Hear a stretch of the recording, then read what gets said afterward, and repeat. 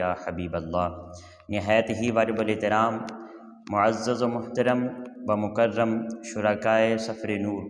اللہ رب العزت کے کرم اور آقا کریم علیہ الصلاۃ والسلام کے نعلین پاک کے تصدق سے ہم بحمد اللہ تعالی آج سفر نور کورس کی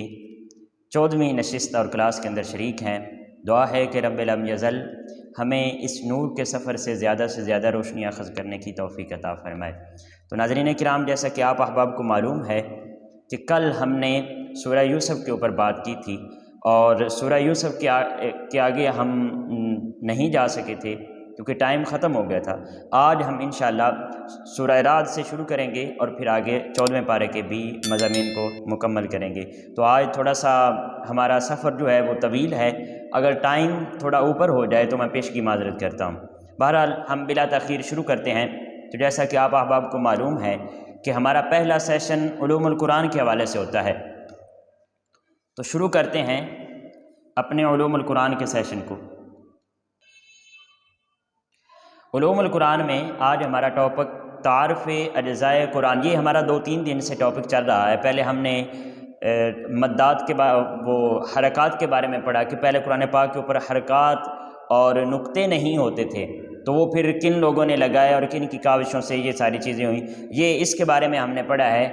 اور اسی طرح پھر ہم نے پڑھا تھا کہ قرآن پاک کن چیزوں کے اوپر لکھا جاتا تھا۔ پھر ہم نے منزلوں کے بارے میں پڑھا کہ قرآن پاک کی 7 منزلیں ہیں، یہ 7 کیوں منزلیں ہیں، اور یا احزاب بھی ان کو کہا جاتا ہے، 7 احزاب قرآن پاک کے ہیں۔ تو یہ 7 حصے قرآن پاک کو 7 حصوں میں ڈیوائیڈ کیا گیا، کیوں کیا گیا، اور یہ صحابہ کرام سے یہ چیزیں چلتی آ رہی ہیں، تو اس حوالے سے ہم نے ڈسکشن کی تھی۔ آج تعارف اجزائے قرآن کے تحت ہی ہمارا آج کا لیسن ہے کہ رکوعات کی تعداد اور یہ رکوعات کیوں بنائے جاتے ہیں۔ تو قرآن پاک کے جو ٹوٹل رکوع ہیں وہ 558 ہیں، 558 ہیں قرآن پاک کے ٹوٹل رکوع، اور ان کی 2 وجہ ہے جو یہ قرآن پاک کے اندر رکوع بنائے جاتے ہیں، ان کی 2 وجہ ہے۔ ایک تو یہ ہے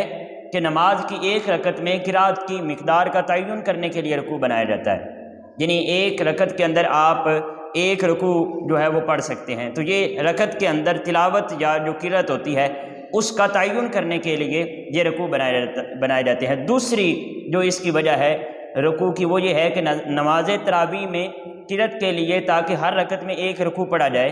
اور 27ویں شب کو قرآن پاک مکمل ہو جائے، تو یہ ایک یعنی پیمانہ ہے نا رکوع بھی، تاکہ جو ایک رکوع ہے وہ ایک رکعت میں پڑھا جائے اور اس طرح پھر قرآن پاک جو ہے وہ 27ویں شب کو مکمل ہو جاتا ہے، تو یہ رکوع اس لیے بنائے جاتے ہیں۔ اس کے بعد ناظرین کرام، آپ کو معلوم ہے کہ ہمارا جو حصہ ہوتا ہے وہ مضامین قرآن کے حوالے سے ہوتا ہے، اور آج ہم سورہ یوسف سے آگے سورۃ الرعد سے شروع کریں گے اور پھر اس کے بعد 14ویں پارے کو انشاءاللہ مکمل کریں گے۔ تو آج دیکھتے ہیں کہ 14ویں پارے کے اندر کن کن مضامین کو ڈسکس کیا گیا ہے۔ سب سے پہلے اسلام کے بنیادی عقائد کا اسباب، یہ 14ویں پارے کے مضامین ہیں، لیکن ہم انشاءاللہ جو ہمارا جو یہ اجمالی مضامین ہیں اور جو تفصیل کے ساتھ ہم شروع کریں گے وہ سورہ رعد سے شروع کریں گے، تو اس حوالے سے سورہ رعد کا تعارف بھی آج ہمارے سبق کے اندر ہوگا۔ پھر اس کے بعد اللہ رب العزت نے توحید کے دلائل دیے ہیں، وہ بھی آج ہمارے سبق کے اندر ہوگا۔ پھر اپنی حالت بدلنے کے بارے میں، انسان اپنی حالت کیسے بدل سکتا ہے، اور اللہ رب العزت کے راستے پر اگر نکلنا چاہتا ہے، کوئی غریب ہے تو وہ اپنی حالت کو کیسے چینج کر سکتا ہے، اس کا کیا حساب کتاب ہے، اس بارے میں بات ہوئی ہے۔ پھر خونی رشتوں کے بارے میں بات ہوئی ہے،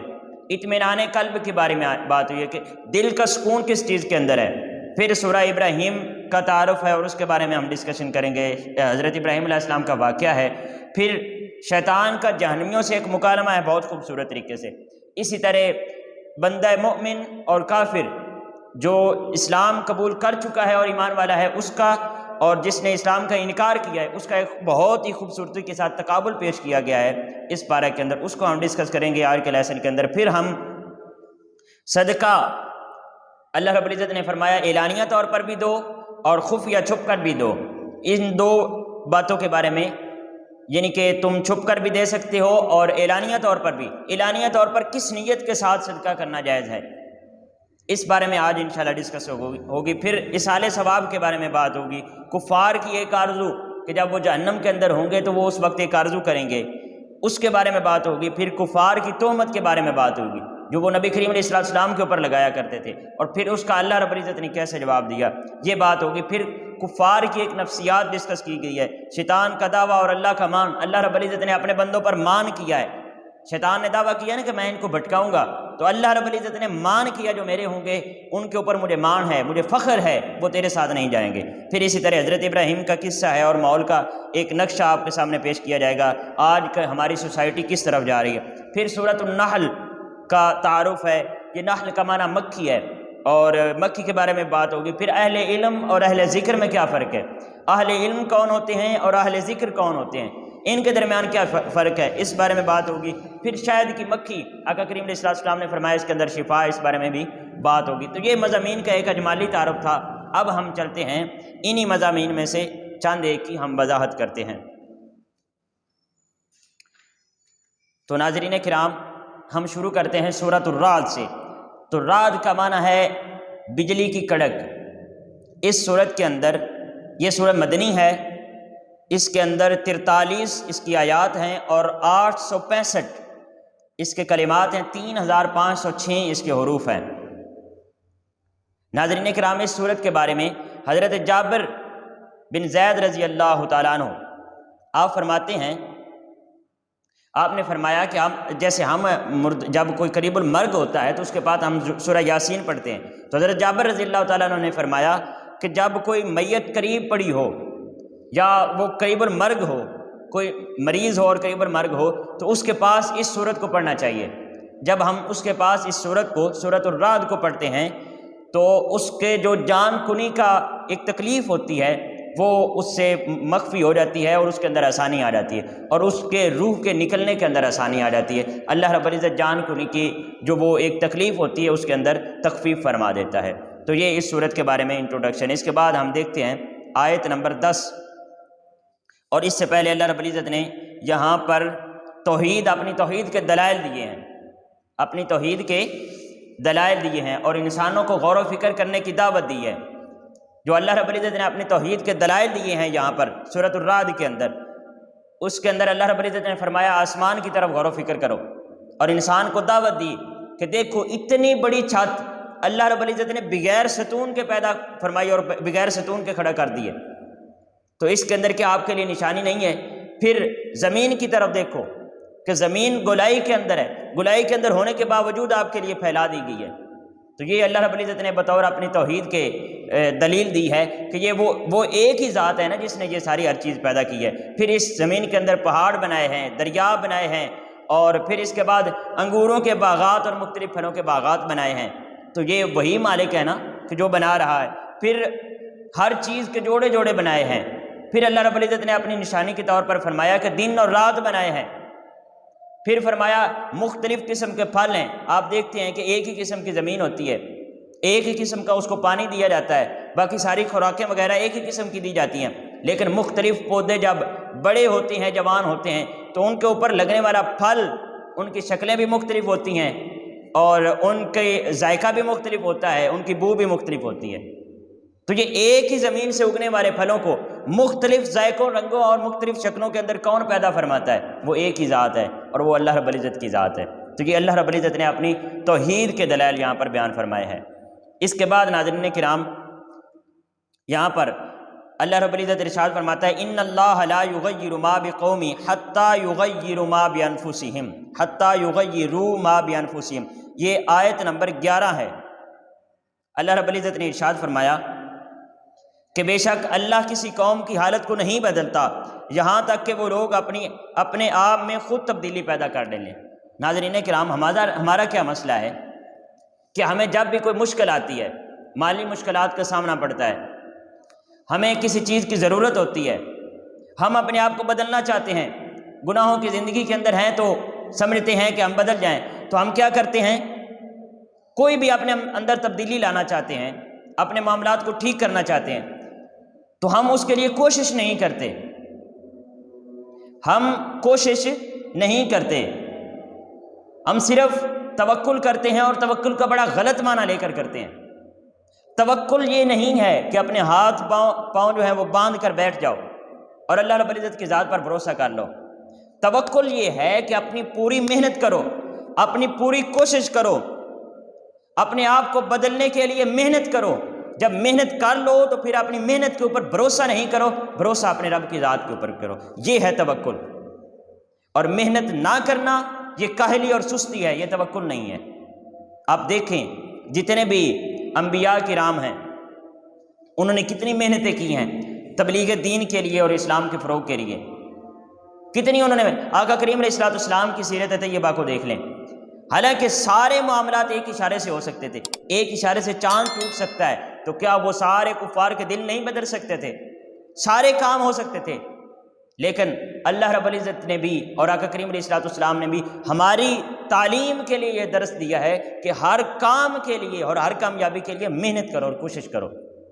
اور اللہ رب العزت بھی اس وقت تک کسی کی حالت کو تبدیل نہیں کرتا جب تک وہ اپنی حالت کی تبدیلی کے لیے خود غور و فکر نہ کرے اور اس کے لیے محنت نہ کرے۔ یہ ہماری انفرادی زندگی کے لیے بھی ہے، ہماری گھریلو زندگی کے لیے بھی ہے، ہماری معاشی اور معاشرتی زندگی کے لیے بھی ہے، قومی اور بین الاقوامی زندگی کے لیے بھی ہے۔ یہ ہر سطح پر جب تک کوئی قوم، کوئی فرد، کوئی گھرانہ، کوئی شخصیت جب تک کوئی اپنے آپ کو تبدیل کرنے کی کوشش نہیں کرتا تو اللہ رب العزت اس کو تبدیلی عطا نہیں فرماتا اور اس کو کامیابی نہیں ملتی۔ فضائے بدر پیدا کر، فضائے بدر تو ہمیں پیدا کرنا ہوگی نا، وہ سچویشن تو کریٹ، اس کے لیے محنت تو کرنا ہوگی نا۔ فضائے بدر پیدا کر، فرشتے تیری نصرت کو، فرشتے ایسے نہیں نصرت کو آ جاتے، مدینہ سے نکلنا پڑتا ہے 313 کے ساتھ اور بدر میں پہنچنا پڑتا ہے۔ وہ پوری جب فضا بن جاتی ہے تو پھر فرشتے تیری نصرت کو اتر سکتے ہیں گردوں سے، اتر سکتے ہیں گردوں سے، کتار اندر کتار اب بھی فرشتے اتر سکتے ہیں، لیکن وہ بدر کی پہلے فضا تو قائم کرنا ہوگی۔ ہم کیا کہتے ہیں؟ ہم کہتے ہیں کہ ہم گھر میں بیٹھے رہیں اپنے ہاتھ پر ہاتھ رکھ کے اور جو ہے نا وہ فرشتے ہمارے لیے اتر آئیں اور ہمارے سارے کام کاج جو ہیں وہ مکمل کر دیں۔ ایسے نہیں ہے، یہ اللہ رب العزت کی سنت نہیں ہے اور اللہ اپنی سنت کو تبدیل نہیں فرماتا ہے۔ آپ دیکھیں حضرت ایوب علیہ السلام 8 سال تک آپ بیماری کے اندر رہے، 8 سال تک آپ کے زخموں کے اندر کیڑے نظر آنے لگے۔ اتنی مدت کے بعد پھر آپ نے جب دعا فرمائی اور اپنی حالت کو تبدیل کرنے کی کوشش کی، دعا کی نا اللہ کی بارگاہ میں کہ ربی انی مسنی الضر، اور اللہ کی بارگاہ میں یہ التجا کی کہ مولا میں بیمار ہوں، مجھے بیماری نے آ لیا ہے اور تو بڑا کریم ہے، رحیم ہے، شفا عطا فرمانے والا ہے۔ یعنی جب دعا کی، اپنی حالت کو بدلنے کے اوپر غور کیا تو اللہ رب العزت نے پھر ان کو شفا عطا فرما دی۔ تو جب تک ہم اپنی حالت کو بدلنے کے لیے خود غور و فکر نہیں کرتے اور اس کے لیے کوشش نہیں کرتے تو ناظرین کرام اللہ رب العزت فرماتا ہے پھر اس وقت تک آپ چاہے پوری ایک قوم ہیں یا آپ کی انفرادی زندگی کا معاملہ ہے، اللہ رب العزت آپ کی حالت کو تبدیل نہیں فرماتا ہے۔ تو یہ ایک بہت پیاری آیت مقدسہ۔ اس کے بعد ہم دیکھتے ہیں کہ آیت نمبر سورۃ الرعد کی 25 ہے، آیت نمبر 25 اللہ رب العزت نے ارشاد فرمایا والذین ینقضون عہد اللہ من بعد میثاقہ ویقطعون ما امر اللہ بہ ان یوصل ویفسدون فی الارض اولئک لہم اللعنۃ ولہم سوء الدار۔ پہلے اس کا ترجمہ سماعت فرما لیں۔ اور جو لوگ اللہ کا عہد اس کے مضبوط کرنے کے بعد توڑ دیتے ہیں اور ان تمام کو قطع کر دیتے ہیں، یعنی رشتوں کو قطع کر دیتے ہیں جن کے جوڑے رکھنے کا اللہ نے حکم فرمایا ہے، اور زمین میں فساد انگیزی کرتے ہیں، اور انہی لوگوں کے لیے پھر لعنت ہے اور ان کے لیے برا گھر بھی ہے۔ ناظرین کرام، اس آیہ مقدسہ کے اندر خونی رشتہ داروں کی بات کی گئی ہے۔ کن کی بات کی گئی ہے؟ خونی رشتہ داروں کی بات کی گئی۔ اسلام نے بہت زور دیا ہے کہ خونی رشتہ داروں کے ساتھ قطع تعلقی نہ کی جائے۔ آج ہمارے گھروں کے اندر بہت زیادہ مسائل پیدا ہو گئے، ہم چھوٹی چھوٹی بات پر اپنے خونی رشتہ داروں کے ساتھ قطع تعلقی کر لیتے ہیں اور پھر وہ قطع تعلقی سال ہر سال تک چلتی جاتی ہے۔ ایسا بالکل بھی نہیں ہونا چاہیے، بہت بڑا گناہ ہے یہ خونی رشتہ داروں کے ساتھ قطع تعلقی کرنا۔ اور آپ آزما کر دیکھ لیں، جو خونی رشتہ داروں کے ساتھ قطع تعلقی کرتا ہے بے برکتی اس کے گھر کو نہیں چھوڑتی ہے۔ آزما کر دیکھ لیں، لوگوں کے اندر غور و فکر کر کے دیکھ لیں، جو بھی اپنے خونی رشتہ داروں کے ساتھ قطع تعلقی کرتا ہے اس کی ہر چیز کے اندر بے برکتی آنی شروع ہو جاتی ہے، اس کے رزق کے اندر، مال کے اندر، اسباب کے اندر، ہر چیز کے اندر بے برکتی آ جاتی ہے۔ اللہ رب العزت نے برکت رشتوں کو نبھانے کے اندر رکھی ہے، رشتوں کو توڑنے کے اندر نہیں رکھی ہے۔ تو فرمایا والذین ینقضون عہد اللہ من بعد میثاقہ، اور جو اللہ رب العزت کے ساتھ، اور جو لوگ اللہ کا عہد اس کے ساتھ مضبوط کرنے کے بعد توڑ دیتے ہیں۔ اور یہاں پر مراد کیا ہے کہ رشتہ داروں کے ساتھ تعلق کو توڑ، چونکہ جو آپ کے خونی رشتہ دار ہیں وہ آپ نے رشتے خود تو نہیں ہے نا بنائے، وہ تو اللہ رب العزت نے بنایا نا۔ آپ کے والدین ہیں تو ان کے ساتھ رشتہ آپ نے نہیں بنایا ہے، وہ اللہ نے بنایا ہے۔ آپ کے بھائی بہن ہیں، آپ کے خالہ ہیں، آپ کے ماموں ہیں، آپ کی پھوپھیاں ہیں، آپ کے انکلز ہیں، اور اسی طرح آپ کے چچا زاد بھائی ہیں، بہنیں ہیں، تو ان کے ساتھ رشتے آپ نے نہیں بنائے، وہ تو اللہ رب العزت نے بنایا ہے نا۔ تو یہ اللہ رب العزت نے ان رشتوں کو اپنے ساتھ عہد سے جو ہے وہ تعبیر فرمایا ہے۔ تو اور جو ان رشتوں کو توڑتا ہے، پھر فرمایا اولئک لہم اللعنۃ، ان کے لیے اللہ رب العزت کی طرف سے لعنت ہے، وَلَهُمْ سُوءُ الدَّارِ، اور ان کے لیے برا ٹھکانہ ہے۔ تو یہ ناظرین کرام، ہمیں اس اللہ کی لعنت سے بچنا چاہیے۔ حضرت ابوبکر صدیق رضی اللہ تعالیٰ عنہ فرماتے ہیں، آپ فرماتے ہیں کہ 2 جرموں کے سوا کوئی ایسا جرم نہیں ہے کہ جس کی سزا فوراً اس دنیا کے اندر مل جاتی ہے۔ ان کے اندر فرمایا ایک سرکشی ہے کہ اللہ رب العزت کی بارگاہ میں بغاوت کر لینا، اس کے تمام قوانین کا انکار کر دینا، اور ایک رشتہ داروں سے قطع تعلقی ہے۔ یہ 2 ایسے جرم ہیں جن کی سزا بہت جلد از جلد اسی دنیا کے اندر دی جاتی ہے۔ آپ جیسا کہ میں نے پہلے عرض کیا، آپ رشتہ داروں سے قطع تعلقی کریں، بے برکتی آپ کے گھر کی طرف منہ کر لے گی، اور ہر چیز کے اندر بے برکتی آنا شروع ہو جائے گی۔ آپ رشتہ داروں کے ساتھ تعلق کو مضبوط کرنا شروع کر دیں، ان کے ساتھ تعلق کو نبھانا شروع کر دیں، اللہ رب العزت آپ کے تھوڑے کے اندر ہی اتنی برکت ڈالے گا کہ آپ راضی ہو جائیں گے۔ تو یہ رشتہ داروں کے ساتھ تعلق نبھانے کا یہاں پر حکم دیا جا رہا ہے۔ پھر ناظرین کرام، اس کے بعد ہم دیکھتے ہیں تو بہت ہی پیاری آیت مقدسہ اللہ رب العزت نے ارشاد فرمایا، سورۃ الرعد آیت نمبر 28، الذین آمنوا وتطمئن قلوبہم بذکر اللہ، اور وہ لوگ جو ایمان لائے اور ان کے دلوں کا اطمینان جو ہے وہ اللہ کے ذکر میں ہے۔ الا بذکر اللہ تطمئن القلوب، جان لو کہ اللہ ہی کے ذکر سے دلوں کو اطمینان نصیب ہوتا ہے۔ ناظرین کرام، ہمارا مسئلہ یہ ہے کہ ہم چاہتے ہیں کہ ہمارے پاس گاڑیاں آ جائیں، ہمارے پاس بنگلے آ جائیں، رزق آ جائے، دولت آ جائے، مال آ جائے، اسباب آ جائیں، دنیاوی چیزوں کو اکٹھی کرنے کے اندر ہم لگے ہوئے ہیں، اور ہم یہ سمجھتے ہیں کہ ان چیزوں کے اندر ہمارے دل کا اطمینان رکھا گیا ہے۔ حالانکہ اس دل کو پیدا کرنے والا یہ ہمیں ہدایت فرما رہا ہے کہ ان جملہ چیزوں کے اندر تمہارے دل کا اطمینان نہیں ہے، تمہارے دل کا اطمینان میری یاد اور میرے ذکر کے اندر ہے، میری یاد اور میرے ذکر کے اندر۔ آپ دیکھیں، کئی لوگوں کو آپ دیکھیں گے کہ جن کے پاس بہت زیادہ مال اسباب ہے، رزق ہے، دولت ہے، گاڑیاں ہیں، بنگلے ہیں، لیکن روتے پھرتے ہیں کہ ہم گولیاں کھا کر تھک گئے ہیں، گولیاں کھا کر تھک گئے ہیں، لیکن ہمیں رات کو نیند نہیں آتی۔ تو دلوں کا اطمینان ان جملہ چیزوں کے اندر نہیں ہے، بلکہ کس کے اندر ہے؟ اللہ رب العزت کی یاد کے اندر ہے اور اس کے ذکر کے اندر ہے۔ اب یہ ذکر کے یہ ایک طرف تو یہ لوگ ہیں جن کے پاس تمام معاملات ہیں لیکن ان کے پاس سکون نہیں ہے، اور ایک طرف وہ کتنا ہی پیارا شعر ہے کہ سو جاتا ہے فٹ پاتھ پہ اخبار بچھا کر،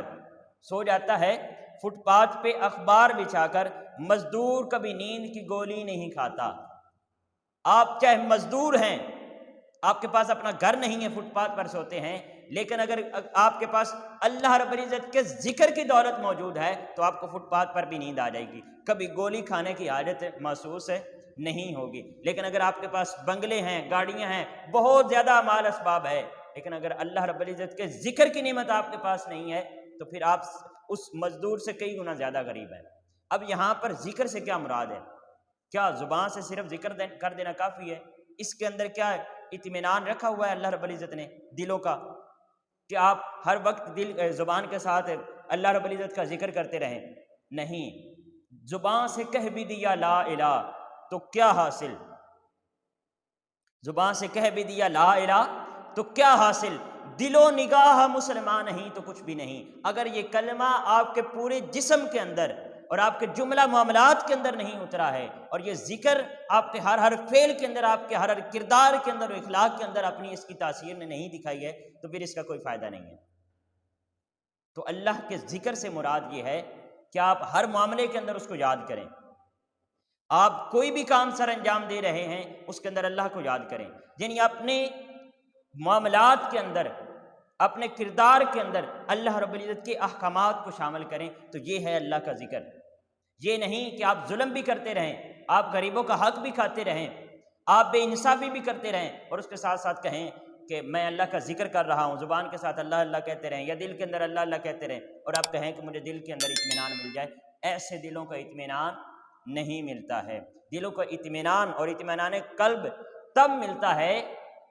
جب انسان اپنے جملہ معاملات کے اندر اللہ رب العزت کی محبت کو اور اللہ رب العزت کے ذکر کو لے آتا ہے اور اس کے احکامات کو لے آتا ہے۔ اور مفسرین نے یہاں پر جو صوفیاء مفسرین ہیں انہوں نے یہ بھی فرمایا ہے کہ یہاں پر اطمینان قلب سے مراد آقا کریم علیہ الصلوۃ والسلام کی محبت ہے۔ جب انسان کو یہ محبت نصیب ہو جاتی ہے تو پھر اللہ رب العزت کے کرم سے اور اس کے ذکر سے انسان کو اطمینان قلب نصیب ہو جاتا ہے۔ ناظرین کرام، اس کے بعد سورہ ابراہیم ہے، تو اس کی 55 آیات ہیں۔ یہ سورت مکی ہے اور اس کی 55 آیات ہیں، 831 اس کے اندر کلمات ہیں اور 6434 اس کے حروف ہیں۔ اس کے اندر ناظرین کرام جو ہم پہلی سورت لینے والے ہیں، سورت آیت نمبر، اس سورت کے اندر جو پہلی آیت مقدسہ لینے والے ہیں وہ آیت نمبر 22 ہے، آیت نمبر 22، آیت نمبر 22 شیطان کا جہنمیوں سے مکالمہ ہے۔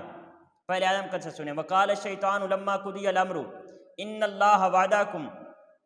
وعد الحق ووعدتکم فاخلفتکم وما کان لی علیکم من سلطان الا ان دعوتکم فاستجبتم لی فلا تلومونی ولوموا انفسکم۔ اور شیطان کہے گا جب فیصلہ ہو چکے گا کہ بے شک اللہ نے تم سے سچا وعدہ کیا تھا اور میں نے بھی تم سے وعدہ کیا تھا، سو میں نے تم سے وعدہ خلافی کی اور مجھے دنیا میں تم پر کسی قسم کا ضرر نہیں تھا، اور مجھے دنیا میں تم پر کسی قسم کا زور نہیں تھا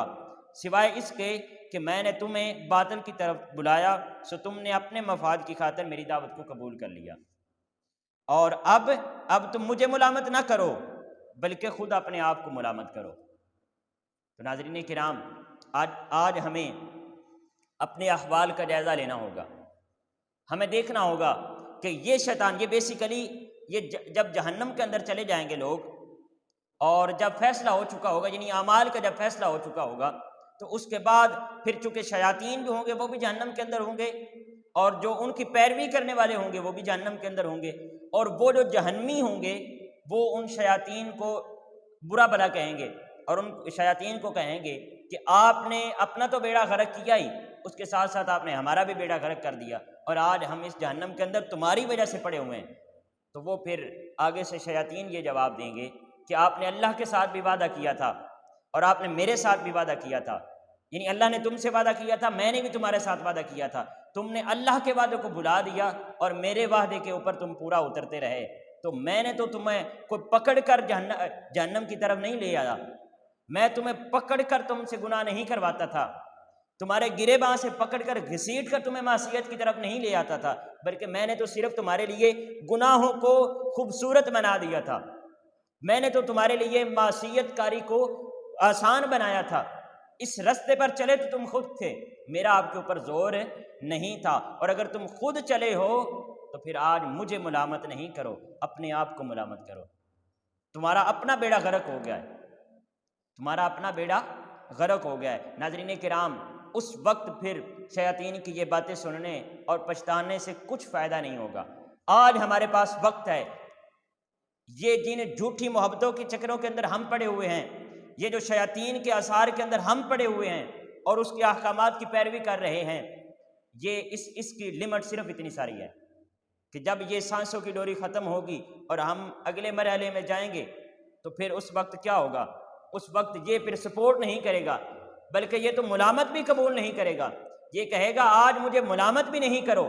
اپنے آپ کو ملامت بھی کرو۔ تو ناظرین کرام، ہمیں بجائے ان شیاطین کی پیروی کرنے کے، ہمیں آج اللہ رب العزت کی پیروی کرنا ہوگی، ان کو بھٹکنا ہوگا، ان کا وجود نہیں ہے۔ آج آقا کریم علیہ السلام کے در اقدس پر جانا ہوگا، آج لے ان کی پناہ، آج مدد مانگ ان سے،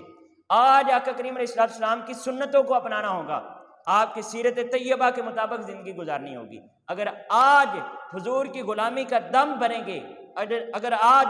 ان کے در ناز پر چلے جائیں گے اور ان کی سیرت کو اپنی زندگی کے اندر اپنا لیں گے، تو پھر کل کو یہ شیاطین کی باتیں نہیں سننا پڑے گی، اور اللہ رب العزت ہمیں کالی کملی کا سایہ عطا فرمائے گا۔ یہ ناظرین کرام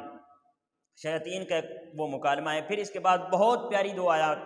یہاں پر میں آپ کے گوش گزار کرتا ہوں۔ اللہ رب العزت نے ارشاد فرمایا، آیت نمبر 24 ہے، 24 سورہ ابراہیم کی، فرمایا الم تر کیف ضرب اللہ مثلا کلمۃ طیبۃ کشجرۃ طیبۃ اصلها ثابت وفرعها فی السماء۔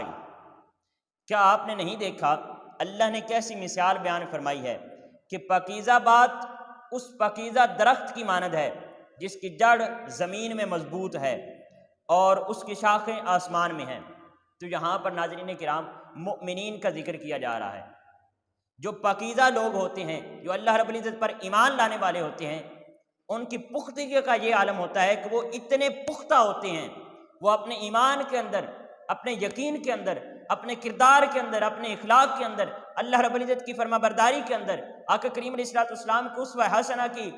تابع داری کے اندر وہ اتنے پختہ ہوتے ہیں کہ اللہ رب العزت فرماتا ہے ان کی مثال اس درخت کی طرح ہے کہ جس کی جڑیں زمین کے اندر اتنی پختہ ہیں کہ جتنی بھی آندیاں آتی رہیں اس کو اکھیڑ نہیں سکتی۔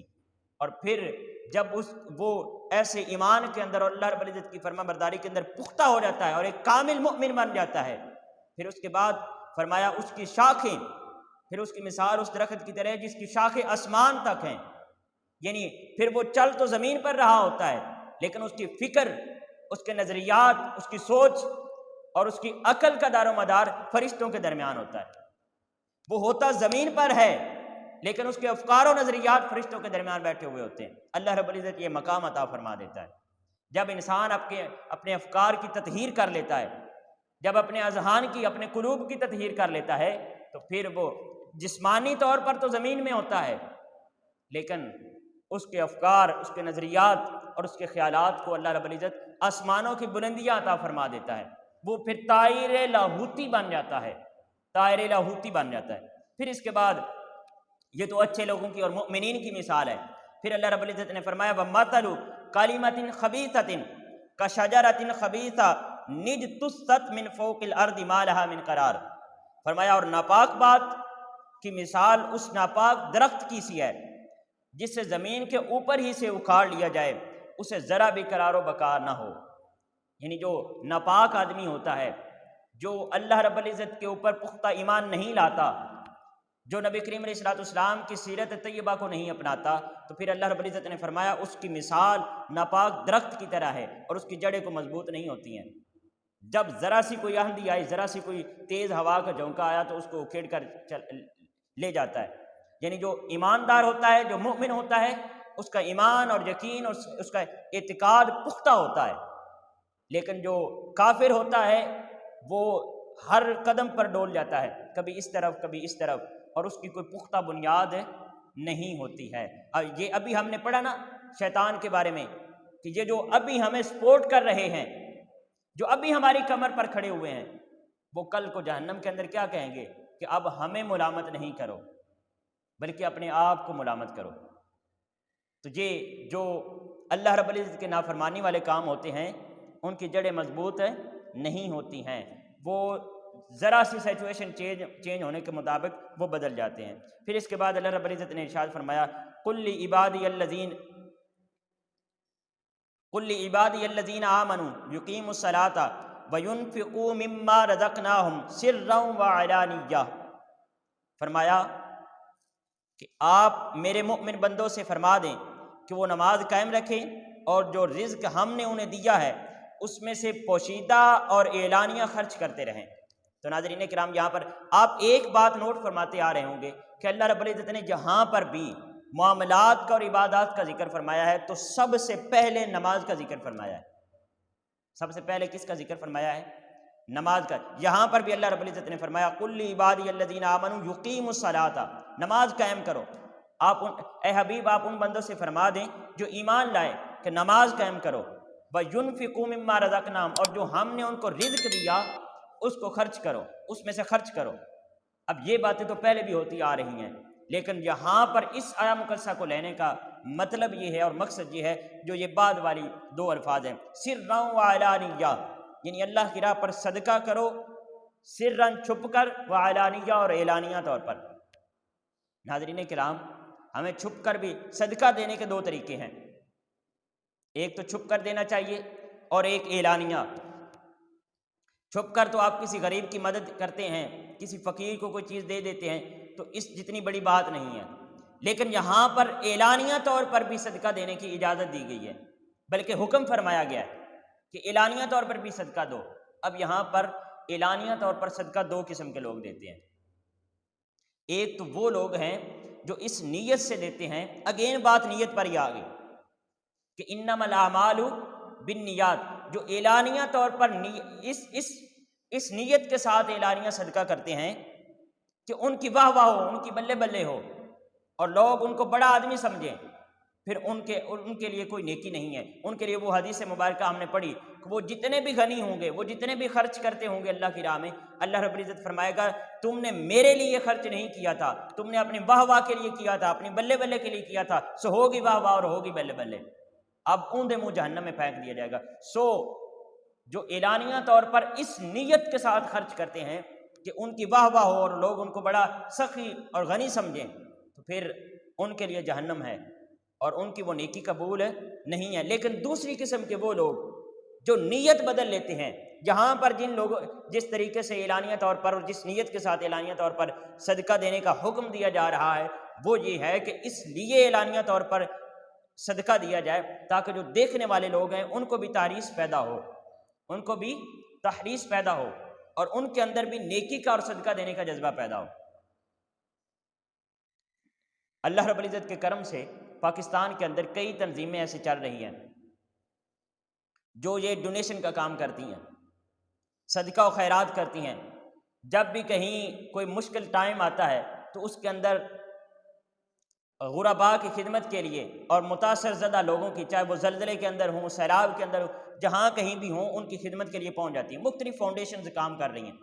اب یہ فاؤنڈیشن جو ہیں ان کو اعلانیہ طور پر صدقہ کرنا ان کی مجبوری ہوتی ہے۔ کیوں؟ دو وجہ سے مجبوری ہوتی ہے۔ ایک تو یہ جن سے انہوں نے ڈونیشن لی ہوتی ہے، انہوں نے ان کو دکھانا ہوتا ہے کہ یہ لیں جو آپ نے خیرات کی ہے، جو آپ نے صدقہ دیا ہے وہ صحیح ہاتھوں تک پہنچ گیا ہے۔ اور دوسرا یہ اس لیے بھی تشہیر کرتے ہیں تاکہ وہ لوگ جنہوں نے ابھی تک ڈونیشن نہیں دی وہ بھی ہمارے ساتھ جڑیں اور اس نیکی کے کام کے اندر مزید اضافہ ہو۔ تو اس نیت سے کہ لوگوں کے اندر تحریص پیدا ہو اور لوگ مزید بڑھ چڑھ کے حصہ لیں اور غریبوں کی خدمت کریں، اس نیت سے اگر کوئی صدقہ کرتا ہے اعلانیہ طور پر تو وہ اللہ رب العزت کی اس آیا مقدسہ کے حکم کی تعمیل کرے گا۔ لیکن اگر کوئی اعلانیہ طور پر صدقہ اس لیے کرتا ہے کہ وہ اپنی تشہیر کرے اور اس کی واہ واہ اور اس کو بلے بلے اور اس کو بڑا سخی سمجھا جائے تو پھر اس کے لیے کوئی اجر نہیں ہے۔ دنیا کے اندر تو اس کو سخی سمجھا جائے گا، دنیا کے اندر تو اس کی بلے بلے ہوگی، لیکن جب آخرت کے اندر جائے گا تو اللہ رب العزت فرمائے گا اس کو اوندے منہ جہنم میں پھینک دو۔ اب اس کے بعد ناظرین کرام یہاں پر حضرت ابراہیم علیہ السلام کی دعا ہے، بہت پیاری دعا، اس کا ہم ذکر کرتے ہیں اور اس کے اندر ہی ایصال ثواب کے حوالے سے بھی ہے۔ فرمایا رب اجعلنی مقیم الصلاۃ ومن ذریتی ربنا وتقبل دعا، اے میرے رب مجھے اور میری اولاد کو نماز قائم رکھنے والا بنا دے، اور اے ہمارے رب تو میری دعا کو قبول فرما لے۔ ربنا اغفر لی ولوالدی وللمؤمنین یوم یقوم الحساب، اور اے ہمارے رب مجھے بخش دے اور میرے والدین کو بھی بخش دے اور دیگر سب مومنوں کو بھی جس دن حساب قائم ہوگا، یعنی قیامت کے دن تک جتنے مومنین ہیں ان سب کو بخش دے۔ اب یہ حضرت ابراہیم علیہ السلام کی دعا ہے ناظرین کرام، اور اس کو اللہ رب العزت نے اتنا پسند فرمایا ہے کہ اس کو قرآن کے اندر نہ صرف ذکر کر دیا بلکہ آقا کریم علیہ الصلوۃ والسلام کی سنت کے مطابق ہماری نمازوں کے اندر داخل فرما دیا۔ اب ہم نمازوں کے اندر یہ دعا پڑھتے ہیں تو اس دعا کے اندر جو الفاظ جن کے اوپر غور و فکر کرنے کی، یہ ان کا ترجمہ تو میں نے پڑھ دیا، اب فرمایا ربنا غفر لی، اے میرے رب مجھے بخش دے، والی والدیہ اور میرے والدین کو بخش دے، وللمؤمنین یوم یقوم الحساب اور ان مومنوں کو بھی بخش دے جو قیامت تک آئیں گے دنیا کے اندر۔ اب یہاں پر جو دوست ہمارے بھائی جو اصحال ثواب کا انکار کرتے ہیں اور پہلے تو بڑی سختی کے ساتھ کرتے تھے، اب ان کے نظریات کے اندر اور عقائد کے اندر تھوڑی سی نرمی آئی ہے کہ ان کو کسی کی دعا کا جو مردہ ہو جاتا ہے، جو جہاں سے رخصت ہو جاتا ہے دنیا سے، ان کو کسی کی دعا کا کخ فائدہ نہیں ہوتا ہے۔ وہ یہاں پر ذرا توجہ فرمائیں کہ حضرت ابراہیم علیہ السلام نہ صرف اپنے لیے دعا مانگ رہے ہیں بلکہ اپنے والدین کے لیے بھی دعا مانگ رہے ہیں، اور پھر یہ مومنین کے لیے اور نمازیوں کے لیے ان کی نماز کے اندر داخل کر دیا گیا۔ اب جب بھی کوئی نماز پڑھے گا تو وہ اپنے والدین کے لیے بھی دعا کرے گا، وللمؤمنین اور مومنوں کے لیے بھی دعا کرے گا۔ تو کیا جو جس کے والدین فوت ہو گئے ان کو اس دعا کا کوئی فائدہ نہیں پہنچے گا؟ اور اگر والدین کو ایون کہ حضرت ابراہیم علیہ السلام نے جب یہ دعا مانگی تھی تو اس وقت ان کے والدین بھی وفات پا چکے تھے، تو اگر والدین کو جو وفات پا چکے ہیں ان کو اس دعا کا فائدہ نہیں پہنچتا تو پھر یہ دعا کرنے کا فائدہ کیا؟ اور اللہ رب العزت نے اتنا اس دعا کو پسند کیوں فرمایا اور قرآن کے اندر کیوں ذکر کیا؟ تو اس سے یہ ثابت ہوتا ہے کہ اصحال ثواب جو فوت ہو جاتے ہیں ان کے لیے اگر آپ دعا کرتے ہیں یا نیکی کا کام کرتے ہیں تو ان کو اصحال ثواب ہوتا ہے۔ اسی طرح نبی کریم علیہ السلام کی ایک حدیث مبارکہ ہے بہت پیاری، آپ نے فرمایا کہ جب کوئی انسان اس دنیا سے چلا جاتا ہے تو اس کے اعمال کا دار و مدار ختم ہو جاتا ہے، اس کے اعمال ختم ہو جاتے ہیں سوائے 3 چیزوں کے۔ فرمایا 3 چیزوں کی نیکیاں ان کو پہنچتی رہتی ہیں۔ ایک پہلی فرمایا صدقہ جاریہ، کہ کوئی شخص دین کی راہ پر ایسا خرچ کر دیتا ہے کہ اس کے جانے کے بعد بھی وہ فاؤنڈیشن جب وہ کام چلتا رہتا ہے تو وہ صدقہ جاریہ اس کے مرنے کے بعد بھی اس کو اجر ملے گا۔ یا پھر کوئی نیکی کا کام کر دیتا ہے، کوئی کہیں پر نلکا لگوا دیتا ہے، کوئی موٹر لگوا دیتا ہے، غریبوں کی خوراک کا اہتمام کر دیتا ہے، تو وہ جو اس نے صدقہ کیا ہے اگر وہ اس کے مرنے کے بعد بھی جب تک وہ کام کرتا رہے گا تب تک اس کو اجر ملتا رہے گا، تب تک اس کو اجر ملتا رہے گا۔ اور دوسرا فرمایا ولد صالح یدعو لہ، کہ نیک اولاد جو اس کے لیے اس کے مرنے کے بعد اس کے لیے دعا کرتی ہے تو اس کا بھی ثواب اس کو پہنچتا ہے۔ اب ایک تو یہاں پر ہمیں یہ نصیحت کی جا رہی ہے کہ اپنی اولاد کی اچھی پرورش کریں، اپنی اولاد کو ایسے ٹرین کریں، ایسے اور ایسے تیار کریں کہ کم از کم آپ کے جانے کے بعد وہ آپ کے لیے دعا تو کر سکیں۔ ایسی اولاد نہیں ہونی چاہیے کہ جس کو جنازہ پڑھنا بھی نہ آتا ہو۔ سوچ رہے ہوں کہ آپ جنازہ کیسے، باپ آگے مردہ پڑا ہوا ہے، اس کی میت پڑی ہوئی ہے، اور وہ جنازے کے وقت سوچ رہے ہیں کہ آپ اس کے نماز جنازہ کیسے پڑھنی ہے۔ ایسی اولاد نہیں، اولاد کی ایسی تربیت کرو کہ آپ کے جانے کے بعد وہ آپ کے لیے اصحال ثواب کریں، آپ کے جانے کے بعد آپ کے لیے اصحال ثواب کریں۔ تو ایک یہاں پر تو ہمیں یہ نقطہ سمجھایا جا رہا ہے کہ اولاد کی اچھی تربیت کرو، اور دوسرا کہ جب وہ اولاد اگر آپ کی اچھی ہوگی تو آپ کے جانے کے بعد بھی اس کا اجر آپ کو ملتا رہے گا، جب جب وہ آپ کے لیے دعا کریں گے تب ہی آپ کو اس کا اجر ملتا رہے گا۔ یہاں پر ایک وہ حدیث مبارکہ ہے کہ نبی کریم علیہ السلام نے فرمایا کہ ایک شخص کا اچانک اللہ رب العزت نے جنت کے اندر درجہ بڑھا دیا۔ جب وہ اچانک درجہ بڑھا دیا جائے گا تو وہ شخص اللہ کی بارگاہ میں دعا کرے گا، مولا میں نے تو کوئی ایسا کام نہیں کیا ہے تو یہ درجہ کیوں بڑھا دیا گیا؟ تو اللہ رب العزت جواب فرمائے گا جو تیرے فوت ہونے کے بعد جو تیرا ایک بچہ رہ گیا تھا، بالکل چھوٹا سا بچہ،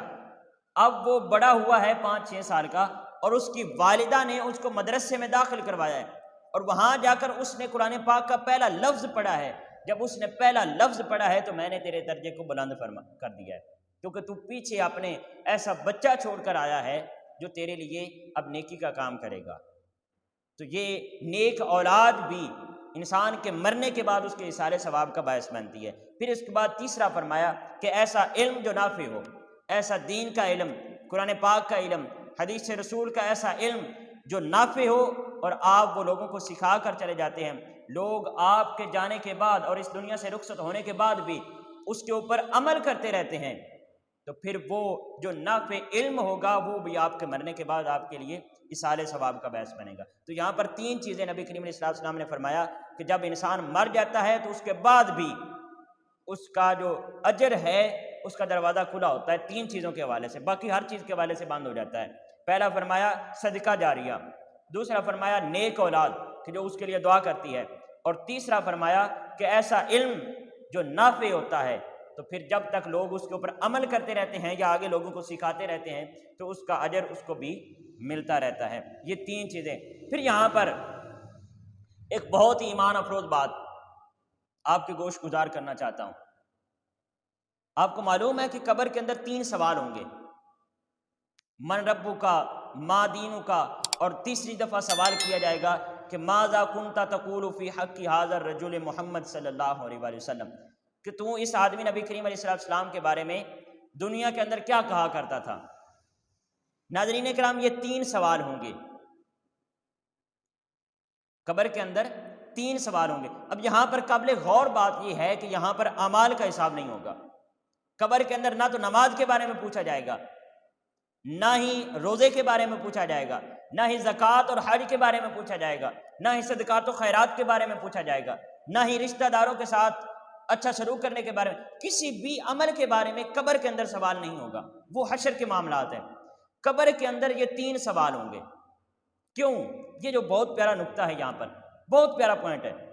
کہ قبر کے اندر اعمال کا حساب کیوں نہیں ہوتا؟ کیونکہ ناظرین کرام، آپ کی نیکیوں کا جو اکاؤنٹ ہوتا ہے وہ آپ کے قبر کے اندر پہنچنے کے بعد بھی کلوز نہیں ہوتا ہے، وہ ابھی تک اوپن ہوتا ہے۔ قبر کے اندر پہنچنے کے بعد بھی آپ کے نیکیوں کا اکاؤنٹ ابھی تک اوپن ہوتا ہے اور اس کے اندر نیکیاں آ رہی ہوتی ہیں، اصحال ثواب ہو رہا ہوتا ہے ابھی تک۔ یہ جو قبر جب انسان فوت ہوتا ہے تو اس سے لے کر جب سور پھونکا جائے گا اور پوری انسانیت کو پھر اٹھا لیا جائے گا اور میدان حشر جو ہے اس کے اندر لوگوں کو اکٹھا کیا جائے گا، اس دن تک، یعنی آج اگر انسان کو فوت ہوتا ہے یا انسانیت جہاں سے شروع ہو رہی ہے تب سے لے کر جو انسان فوت ہو گئے، اس دن سے لے کر روز محشر تک جو یہ قبر کی زندگی ہے اس کو عالم برزخ کہا جاتا ہے۔ تو یہ جو برزخی زندگی ہے، اس ساری زندگی کا جو ڈیپینڈ ہے وہ ان 3 سوالات کے اوپر ہے۔ اور ناظرین کرام، یہاں پر ایک اور بہت پیارا نقطہ آپ کے گوش گزار کرنا چاہوں گا۔ باتوں میں سے آگے باتیں نکل رہی ہیں اور بہت لطف آ رہا ہے، یہ نور کا سفر جاری ہے کہ آقا کریم علیہ السلام، یہ جو 3 سوال ہیں، یہ 3 سوال نہ تو بخاری کے اندر ہیں اور نہ ہی مسلم کے اندر ہیں، نہ ہی صحیح بخاری کے اندر ہیں اور نہ ہی صحیح مسلم کے اندر ہیں۔ یہ تینوں سوال باقی احادیث کی کتب کے اندر ہیں، لیکن بخاری اور مسلم جو کہ قرآن پاک کے بعد اسلام کے اندر سب سے بڑی کتابیں مانی جاتی ہیں، نہ ہی بخاری کے اندر ہیں اور نہ ہی مسلم کے اندر ہیں۔ بخاری اور مسلم کے اندر جو سوال ہے قبر کے اندر جو پوچھا جائے گا وہ صرف ایک ہی سوال ہے، اور وہ یہ ہے کہ نبی کریم علیہ السلام کے بارے میں انسان سے یہ پوچھا جائے گا کہ بتا تو اس آدمی کے بارے میں کیا کہتا تھا، اس شخص کے بارے میں کیا کہتا تھا۔ تو اگر تو وہ آقا کریم علیہ السلام سے پکی اور سچی محبت کرتا ہوگا اس دنیا کے اندر اور حضور کے ساتھ اس کا تعلق قائم ہوگا، تو پھر وہ فوراً نبی کریم علیہ السلام کو دیکھتے ہی یہ عرض کرے گا کہ یہ تو میرے آقا و مولا ہیں، میں تو اس کے ساتھ محبت کیا کرتا تھا، میں تو ان کے ساتھ اپنے محبت کے رشتے کو مضبوط کیا کرتا تھا اور دن رات ان کی ایک ایک سنت کے اوپر عمل کرنے کی کوشش کرتا تھا اور اپنی جملہ معاملات کو آقا کریم علیہ السلام کی زندگی کے مطابق کرنے کی کوشش کرتا تھا، تو وہ تو فوراً پہچان لے گا۔ لیکن جس کے پاس پکی اور سچی محبت نہیں ہوگی وہ نہیں پہچان سکے گا، اور اس کی پوری پھر عالم برزخ اسی سوال کے اوپر وہ چلے گی، وہ پورا جو ٹائم لیمٹ ہے وہ ساری اس کی قبر جو ہے وہ جہنم کے گڑھوں میں سے ایک گڑھا بنا دی جائے گی۔ اب ناظرین کرام، یہاں پر یہ جو پکی اور سچی محبت ہے یہ کیسے ملتی ہے؟ ہمیں پکی اور سچی محبت درکار ہے آقا کریم علیہ السلام کی، یہ کیسے ملے گی؟ ناظرین کرام، یہ ملتی ہے معرفت سے، آقا کریم علیہ السلام کی معرفت سے، حضور نبی کریم علیہ السلام کے بارے میں جانکاری سے یہ پکی اور سچی محبت ملتی ہے۔ کیونکہ اگر آپ کو نبی کریم علیہ السلام کے بارے میں علم نہیں ہوگا، اگر آپ کے پاس معرفت ہی نہیں ہوگی، تو آپ حضور سے کیسے محبت کریں گے؟ اگر آپ کو پکی اور سچی محبت درکار ہے، پھر آپ کو حضور کے بارے میں جاننا پڑے گا، پھر آپ کو حضور کے بارے میں معرفت حاصل کرنی پڑے گی، پھر آپ کو حضور شیخ الاسلام کے بیانات سننا پڑیں گے، ان کی کیسٹ سے سننا پڑے گی، پھر آپ کو حضور شیخ الاسلام کے، حضور نبی کریم علیہ السلام کے محبت کے ٹاپک کے تحت لکھی ہوئی کتب پڑھنا پڑیں گی، پھر آپ کو حضور کے بارے میں جاننا پڑے گا، کسی عالم کے ساتھ بیٹھنا پڑے گا، کسی عالم کے ساتھ اور اس کے صحبت میں بیٹھنا پڑے گا، پھر آپ کو یہ محبت ملے گی۔ تو ملیوں تے ساجن ملیا، ہن آساں لگ پئیاں۔ جب ان آنکھوں کو انسان دیکھ لیتا ہے جن آنکھوں نے اپنے محبوب کو دیکھا ہوتا ہے، تو پھر انسان کو آس لگ جاتی ہے، پھر امید لگ جاتی ہے کہ یہ وہ ذات ہے جو ان راہوں پر چلتی رہتی ہے۔ جب وہ مل جاتی ہے، وہ ذات مل جاتی ہے، تو پھر ساجن مل جاتا ہے، پھر اس کے بعد ساجن کا جو آگے والا سفر ہے وہ دور نہیں ہوتا، پھر انسان کو امید لگ جاتی ہے منزل کی کہ ایک دن ہمارا بھی آئے گا کہ ہم گنبد خضرا والے پیارے آقا کریم علیہ السلام کے در اقدس پر ہم بھی حاضر ہو جائیں گے، اور حضور کی کچہری کے اندر ہمیں بھی چند لمحات میسر آ جائیں گے۔ تو یہ ہمیں ان کی صحبت اختیار کرنی چاہیے جنہوں نے ساجن کو دیکھا ہوا ہے۔ جنہ اکھیاں سونا دل بر تکیا، او اکھی تک لیاں، تو ملیوں تے ساجن ملیا، ہن آساں لگ پئیاں۔ تو ان آنکھوں کو تلاش کریں جن آنکھوں نے اس ساجن کو دیکھا ہوا ہے۔ تو ناظرین کرام، یہ اصحال ثواب کے بارے میں چند ایک چیزیں اور آقا کریم علیہ السلام کی محبت کے بارے میں تھیں، تو آپ سے شیئر کر دیں۔ اس کے بعد سورۃ الحجر شروع ہو رہی ہے، سورۃ الحجر۔ ناظرین کرام، اس کی 99 آیات ہیں، 99 آیات ہیں، 654 اس کے کلمات ہیں اور 2760 اس کے حروف ہیں۔ تو یہ سورت مکی ہے اور اس کے اندر زیادہ مشرکین سے ہی خطاب کیا گیا۔ تو یہاں پر 14واں پارہ بھی شروع ہو رہا ہے، 14ویں پارے کی پہلی آیت مقدسہ اور سورۃ الحجر کی دوسری آیت مقدسہ۔ اللہ رب العزت ارشاد فرماتا ہے، ربما یود الذین کفروا لو کانوا مسلمین۔ کفار آخرت میں مومنوں پر اللہ کی رحمت کے مناظر دیکھ کر بار بار آرزو کریں گے کہ کاش وہ مسلمان ہوتے۔ ناظرین کرام، بیسیکلی جب کفار کا حساب کتاب ہو کر ان کو جہنم میں پھینک دیا جائے گا اور چند مسلمان بھی، جب ان کو بھی ان کی نافرمانیوں کے باعث اور جو انہوں نے چند نافرمانیاں کی ہوں گی ان کے باعث جب ان کو بھی جہنم میں پھینک دیا جائے گا، اور پھر اس کے بعد جب وہ اپنی جو سزا ہے وہ پوری کرنے کے بعد جب اللہ رب العزت ان کو رہا فرمائے گا جہنم سے اور وہ بچ نکلیں گے، جب وہ جہنم میں ہوں گے مومنین، تو کفار ان سے کہیں گے، لیں جی آپ نے کلمہ پڑھا تھا اور ہم نے نہیں پڑھا تھا، اور آپ میں اور ہم میں کیا فرق ہے؟ ہم دونوں اکٹھے ہی ہیں۔ آپ میں اور ہم میں کیا فرق ہے؟ آپ نے کلمہ پڑھا تھا، آپ اطاعت کرتے تھے، آپ اللہ رب العزت کی فرما برداری میں آپ نے زندگی گزاری، اور ہم نے نافرمانی میں گزاری ہے، آپ میں اور ہم میں کیا فرق ہے؟ تو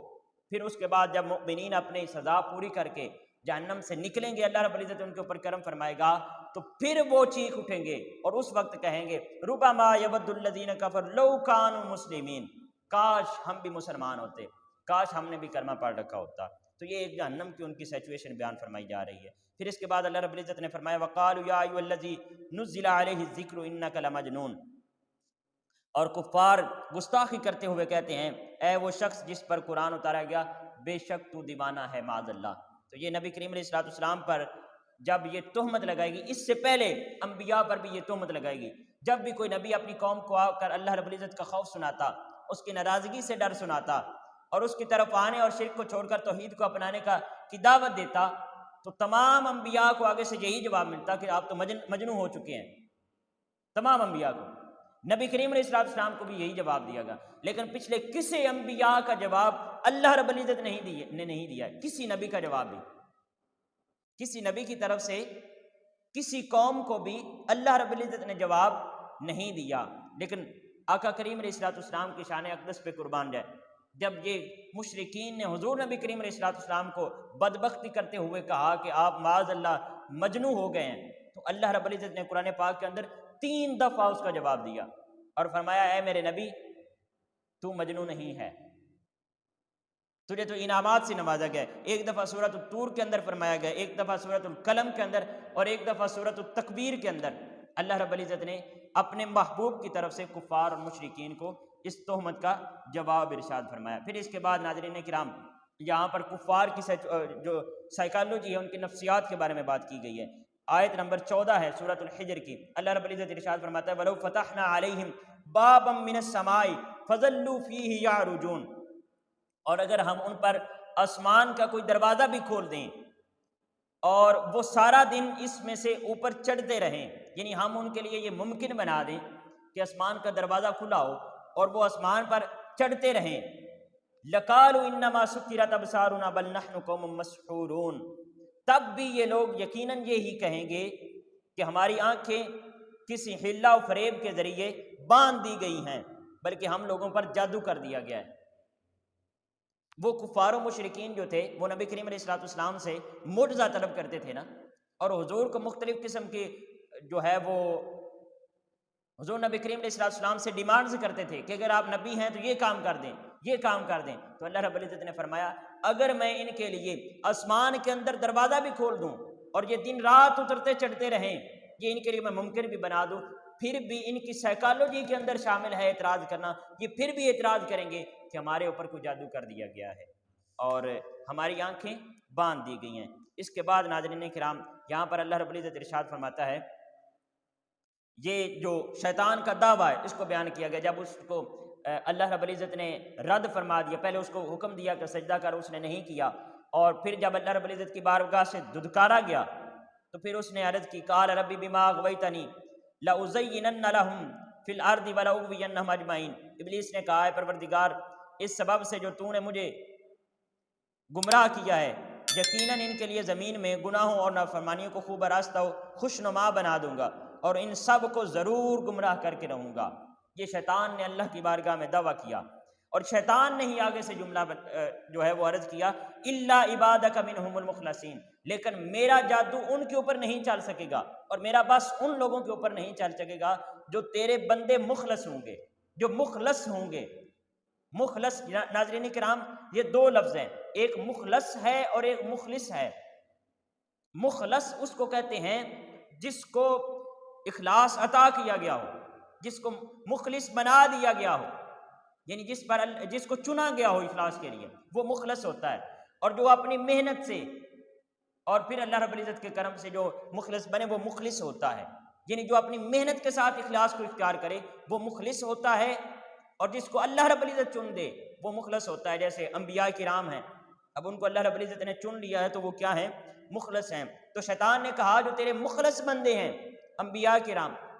ان کے اوپر میرا بس نہیں چل سکے گا۔ اللہ رب العزت نے اپنے بندوں پر ناز فرمایا اور کتنے ہی پیارے کلمات کے ساتھ فرمایا ان عبادی لیس لک، جو میرے چنیدہ بندے ہیں وہ انبیاء تو ہیں ہی ہیں، ان کے اوپر تو تیرا بس نہیں چل سکے گا، لیکن میرے وہ بندے ان عبادک لیس لک علیہم سلطان، بے شک میرے اخلاص یافتہ بندوں پر تیرا کوئی زور نہیں چلے گا، الا من اتبعک من الغاوین، سوائے ان بھٹکے ہوں کے جنہوں نے تیری راہ اختیار کر لی۔ تو اللہ رب العزت یہاں اپنے بندوں پر ناز فرما رہا ہے کہ جو میرے بندے ہوں گے، جو میری اطاعت کرنے والے ہوں گے، جو میرے ساتھ محبت کرنے والے ہوں گے، جو میرے نبی کریم علیہ السلام کی اتباع کرنے والے ہوں گے، تیرا بس ان کے اوپر بھی نہیں چل سکے گا، سوائے چند ایک وہ جو بھٹک چکے ہوں گے، جو راہ فرار اختیار کر چکے ہوں گے، ان کے اوپر پھر تیرا بس، جو چند قلیل لوگ ہوں گے وہ ان کے اوپر تیرا بس چل سکے گا، لیکن جو میرے بندے ہوں گے ان کے اوپر تیرا بس نہیں چل سکے گا۔ تو یہ ناظرین کرام اللہ رب العزت نے اپنے بندوں کے اوپر یہ ناز فرمایا ہے۔ ناظرین کرام ہمیں ایسا بندہ بننا ہے کہ ہمیں اللہ کہے کہ یہ میرا بندہ ہے۔ توحید تو یہ ہے کہ خدا حشر میں کہہ دے یہ بندہ دو عالم سے خفا میرے لیے ہے۔ توحید تو یہ ہے کہ خدا حشر میں کہہ دے یہ بندہ دو عالم سے خفا میرے لیے ہے۔ تو یہ ناظرین کرام اللہ رب العزت نے اپنے بندوں کے اوپر ناز فرمایا ہے، ہمیں بھی ایسا بندہ بننا ہے کہ ہم بھی اللہ رب العزت کے ان مقبول بندوں میں شامل ہو جائیں۔ جہاں پر ناظرین کرام حضرت ابراہیم علیہ السلام کا قصہ ہے، کہ وہ جب دو فرشتے آئے، یہ قصہ ہم نے تھوڑا بہت پہلے بھی ڈسکس کیا تھا، اور حضرت ابراہیم علیہ السلام نے پھر ان کی میزبانی کی. حضرت ابراہیم علیہ السلام نے ان کی میزبانی کی، اور پھر ان کی میزبانی کے لیے پورا ایک بچڑا ذبح کر دیا اور ان کی خوب خاطر تواضع کی. تو پھر وہ جب وہ حضرت ابراہیم علیہ السلام کے پاس آئے تو حضرت ابراہیم علیہ السلام اور ان کی اہلیہ بھی تھی نا ساتھ، تو انہوں نے کہا قال انا منکم وجلون، ابراہیم نے کہا ہم آپ سے کچھ ڈر محسوس کر رہے ہیں. تو پھر انہوں نے کہا قالوا لا توجل انا نبشرک بغلام علیم، تو وہ جو مہمان فرشتے تھے انہوں نے کہا آپ خائف نہ ہوں، ہم آپ کو ایک دانش مند لڑکے کی خوشخبری سناتے ہیں. یعنی ہم کہیں آگے جا رہے تھے، وہ بیسیکلی جا حضرت لوط علیہ السلام کے پاس رہے تھے، لیکن وہ رستے میں حضرت ابراہیم علیہ السلام کے پاس رک گئے اور ان کو یہ خوشخبری سنانے والے تھے. بہرحال یہاں پر رکنے کا مقصد اس واقعہ کی طرف توجہ نہیں ہے، بلکہ اس کے بعد وہ جب حضرت لوط علیہ السلام کی قوم کی طرف گئے اور انہوں نے کہا کہ حضرت ابراہیم علیہ السلام نے پوچھا قال فما خطبکم ایھا المرسلون، ابراہیم نے دریافت کیا اے اللہ کے بھیجے ہوئے فرشتوں، اس بشارت کے علاوہ اور تمہارا کیا کام ہے جس کے لیے آئے ہو؟ یعنی یہ مجھے بشارت کے علاوہ اور کیا کام ہے تمہارا؟ انہوں نے کہا قالوا انا ارسلنا الی قوم مجرمین، ہمیں وہ مجرمین کی قوم کی طرف بھیجا گیا ہے. تو پھر انہوں نے فرشتوں نے بتایا کہ ہم ان کو عذاب ان کے اوپر نازل کریں گے اور ان کو تباہ و برباد کر دیں گے، الا آل لوط، ماں سوائے لوط کے اہل خانہ کے، انا لمنجوہم اجمعین، بے شک ہم ان کو ضرور بچا لیں گے. تو یہ جو حضرت لوط علیہ السلام کی قوم تھی یہ بہت بڑا جرم کرتی تھی، یہ ہم جنسی کے اندر ملوث تھی، یہ ہم جنسی کیا کرتے تھے. ناظرین کرام آج ہم اپنی سوسائٹی کے اندر اگر تھوڑا سا غور و فکر کریں اور ہم اپنے ماحول کو ذرا دیکھیں تو آج ہم بھی اس جرم کے اندر ملوث ہو چکے ہیں. ہمارے کتنے ہی نوجوان یونیورسٹیز کے اندر، کالجز کے اندر، اسکولوں کے اندر، حتیٰ کہ اپنی نجی محفل کے اندر ہم جب گفتگو کر رہے ہوتے ہیں تو ایسے گھٹیا افکار اور نظریات کا، خیالات کا اظہار کرتے ہوئے ہمیں ذرا بھی شرم محسوس نہیں ہوتی ہے. یہ بہت بڑا جرم ہے. آپ دیکھیں جتنے بھی سابقہ قوموں کے اوپر عذاب نازل ہوئے ہیں ان میں سے جو سب سے سخت عذاب نازل ہوا ہے وہ حضرت لوط علیہ السلام کی قوم پر نازل ہوا ہے، جو یہ ہم جنس کیا کرتے تھے، ہم جنس پرستی کیا کرتے تھے. ان کے اوپر پتھروں کا عذاب نازل ہوا، اللہ رب العزت نے پتھر نازل فرمایا اور ان کو تباہ و برباد کر دیا. تو ناظرین کرام ہم اگر اپنے ماحول کا جائزہ لیں تو ہم دیکھتے ہیں ہماری موویز کے اندر، ہماری فلموں کے اندر، پاکستان کے اندر چلنے والی انڈیا موویز کے اندر ہمیں کیا کیا نہیں دکھایا جا رہا. کتنے ہمارے لیے یہ گناہ اور معصیت کے رستوں کو آسان کر دیا گیا ہے. پھر اس کے بعد ہم پاکستانی میڈیا کو لے لیں تو کیا جرم ہے جو اس کے اوپر نہیں دکھایا جا رہا. کتنی غلیظ چیزیں اس کے اوپر پاکستانی میڈیا کے اوپر، حتیٰ کہ اسلامی جمہوریہ پاکستان ہے، یہ اسلامی مملکت ہے، لیکن اس کے باوجود اس کے اندر دیکھیں کہ کتنی بری چیزیں دکھائی جا رہی ہیں. پھر سوشل میڈیا کو لے لیں، فیس بک کے اوپر آپ اس کو آن کریں تو اس کے اوپر نہ چاہتے ہوئے بھی کسی ایسی چیز کے اوپر آپ کا اگر ہاتھ لگ جاتا ہے جو ایسی معصیت پر مبنی ہوتی ہے تو پھر وہ ساری زندگی آپ کی جان نہیں چھوڑے گی. اتنا یہ کفار نے ہمیں ان چیزوں کے اندر بھٹکانے اور بہکانے کی کوششیں کر دی ہیں اور ہمارے لیے پورے کا پورا ایک جال تیار کر دیا ہے. پھر آپ دیکھیں ایڈورٹائزمنٹ دیکھیں، ایک چائے کے پتی کی ایڈورٹائزمنٹ انہوں نے دینی ہے نا تو وہ بھی برہنہ عورت کے علاوہ ان کی وہ کامیاب نہیں ہوتی ہے. ہم دیکھتے ہیں موبائل کے اندر، موبائل کو آن کریں آپ نے کال کرنی ہو تو نیچے جناب وہ غلیظ قسم کی ایڈورٹائزمنٹ آ جاتی ہے. نہ چاہتے ہوئے بھی انسان کی نظر ایسی چیزوں پر پڑ جاتی ہے. یہ اتنا ماحول کو خراب کر دیا گیا. پھر ہم اپنے سکولز کو لے لیں، کالج کو لے لیں، یونیورسٹیز کو، ہاسٹلز کو لے لیں، ہوٹلز کو لے لیں، کہاں کہاں یہ برائی نہیں ہو رہی. پورے کا پورا ہمارا معاشرہ اس برائی کے اندر ملوث ہو گیا ہے. ناظرین کرام یہ تو ایک معاشرے کا نقشہ ہے جو آپ کے سامنے پیش کیا، یہ تو بیماری ہے. اب اس کا علاج بھی پیش کر دیتا ہوں. اس کا علاج کیا ہے؟ ناظرین کرام اس کا علاج صرف ایک چیز ہے اور وہ اچھی صحبت ہے. اس سے پہلے دیکھیں کہ جو ہماری خلوت ہے وہ بھی اب پاک نہیں رہی، چونکہ خلوت تو اب خلوت رہی نہیں ہے. آپ کہیں اکیلے بھی بیٹھے ہوئے ہیں، آپ کے پاس اساتذہ نہیں ہیں، آپ کے پاس دوست نہیں ہیں، آپ کے کولیگس نہیں ہیں، تو پھر بھی آپ کے پاس ایک چیز تو ہے نا، موبائل ہے آپ کے پاس. یہ اچھی صحبت بھی ہے، بری صحبت بھی ہے، تو آپ اس کے اندر اللہ رب العزت کی صحبت بھی اختیار کر سکتے ہیں اور اس کے ساتھ شیطان کی صحبت بھی اختیار کر سکتے ہیں. تو ہمارے خلوت کو بھی اس نے برائی کے اندر ملوث کر دیا ہے. لیکن اگر ان تمام چیزوں سے ہمیں بچنا ہے، اس بیماری سے اگر بچنا ہے، تو اس کا علاج ایک ہی ہے جو میں نے عرض کیا. کیا ہے؟ اچھی صحبت ہے، نیکوں کے ساتھ مل جانا ہے. وَكُونُوا مَعَ الصَّادِقِينَ، سچوں کے ساتھ مل جانا ہے. آپ سے گزارش کروں گا میرے نوجوان بھائیوں اور بہنوں اور مجھے دیگر جملہ سامعین و ناظرین، آپ سے گزارش کروں گا نیک لوگوں کے ساتھ مل جاؤ، اچھے لوگوں کے ساتھ مل جاؤ. وَحَسُنَ أُولَٰئِكَ رَفِيقًا، ان کی رفاقت ایسی ہے جو آپ کو دنیا کے اندر بھی کامیاب کرے گی اور آخرت کے اندر بھی کامیابی دے گی. یہ شیطان کی جو رفاقت ہے، یہ شیطان کے کاموں کے اوپر جو چلنا ہے، ان کی کوئی بنیاد پختی نہیں ہے. یہ تو ابھی ہم نے ذکر کیا نا، جب جہنم کے اندر جائیں گے تو وہ کہیں گے مجھے اب ملامت بھی نہ کرو، اپنے آپ کو ملامت کرو. ان کی یاری اور ان کی دوستی صرف اتنی ہی ہے. لیکن چنگے بندے دی یاری یارو، جویں دکان اتاراں، سودا باویں مول نہ لئیے، ہلے آن ہزاراں. اور برا بندہ، برے بندے دی صحبت یارو، جویں دکان اتاراں، کپڑے باویں کنج کنج پئیے، چنگاں پہن ہزاراں. کہ آپ جب لوہاروں کی دکان پر چلے جاتے ہیں تو جتنا بھی آپ خود کو سمیٹ کر بیٹھ جائیں، آپ کے اوپر وہ اس کی چنگیں پڑ جاتی ہیں اور آپ کے کپڑے خراب کر دیتی ہیں. یہ آج ہمارا معاشرہ، اس کے اندر ہم جتنا بھی خود کو کلوز کر کے بیٹھ جائیں، لیکن ہمارے اوپر وہ چنگیں جو ہیں معصیت کی اور گناہوں کی، وہ لازماً پڑ جاتی ہیں. اس سے بچنے کا کیا ذریعہ ہے؟ نیک لوگوں کی صحبت اختیار کر لو، نیک لوگوں کے ساتھ مل جاؤ، سچے لوگوں کی رفاقت اختیار کر لو اور ان لوگوں کے ساتھ مل جاؤ. تو اللہ رب العزت کے کرم سے، چونکہ وہ اللہ کے اولیاء ہوں گے اور اللہ کی طرف جانے والے ہوں گے اور اللہ کا ذکر کرنے والے اور اللہ کی بات کرنے والے ہوں گے، تو وہ آپ کو بھی انہی عادات کے اندر لگا دیں گے. میں ناظرین کرام آپ کو دعوت دینا چاہوں گا کہ تحریک مناج القرآن،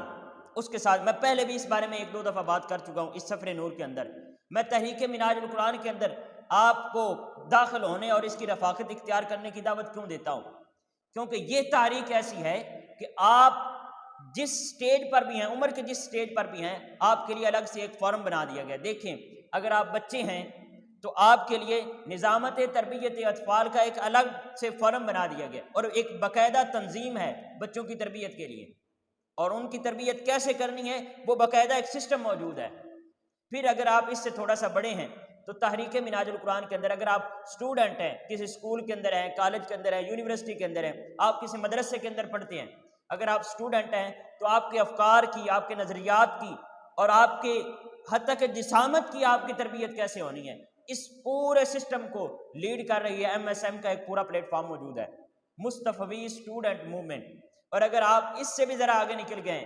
آپ اپنے دور تعلیم سے آگے نکلے ہیں لیکن ابھی نوجوان ہیں، تو آپ کے لیے یوتھ لیگ کا فارم موجود ہے.